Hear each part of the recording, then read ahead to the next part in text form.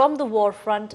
Amid the escalation between Iran and Israel, we are now seeing the airspace being shut. Israel closes airspace to civil aviation. Iraq suspends air traffic indefinitely.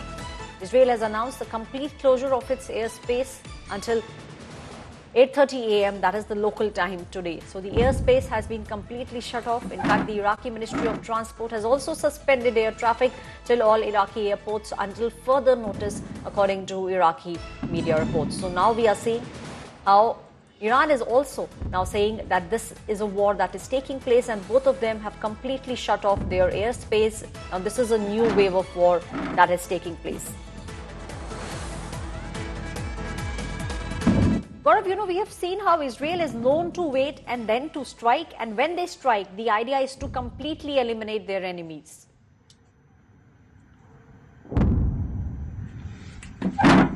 That's right, because, each time you speak to Israeli Defense Forces officials, and ever since 7th of October last year, I've been speaking to a number of officers in Jerusalem, in Tel Aviv, and on ground, whether in southern Israel or in northern Israel. They say for them it's a battle of survival, it's a battle of existence. They're surrounded by a lot of hostile powers backed by Iran, and that is why when they targeted Hamas, the aim was to take down the entire Hamas leadership.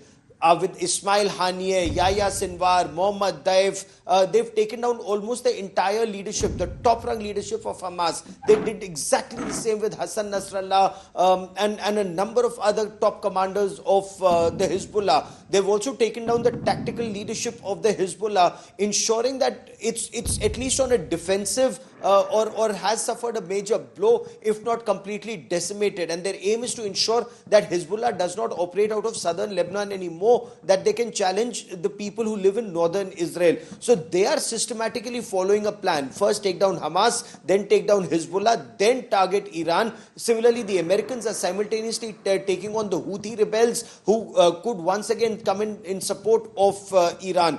Plus the Shia militia. Now, Israel today hasn't just targeted Iran. Israel today has targeted Hamas, Hezbollah, Houthis.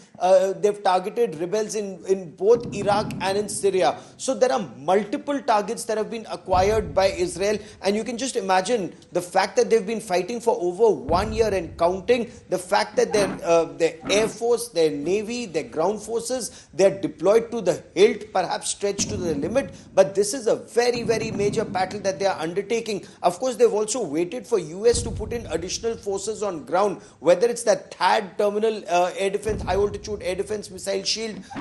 In Israel, the US Navy aircraft carrier battle group in the Mediterranean Sea, additional US Navy squadrons and US Air Force squadrons that have been deployed in the region to ensure that any incoming threat to Israel can effectively be countered. Do keep in mind, while Israel has one of the best missile defense systems in the world, when Iran fired 181 plus ballistic missiles, some of them managed to hit their targets, including the Nevatim Air Base. Though an administrative building was targeted, it just goes on to show Iran is in striking capability of Mossad headquarters, of military air bases in Israel. And the next salvo, which Ayatollah Ali Khamenei is warning about, Aishwarya, that could be even worse, even more deadly, and perhaps even civilians could be directly in the line of Iranian fire in the days and weeks ahead.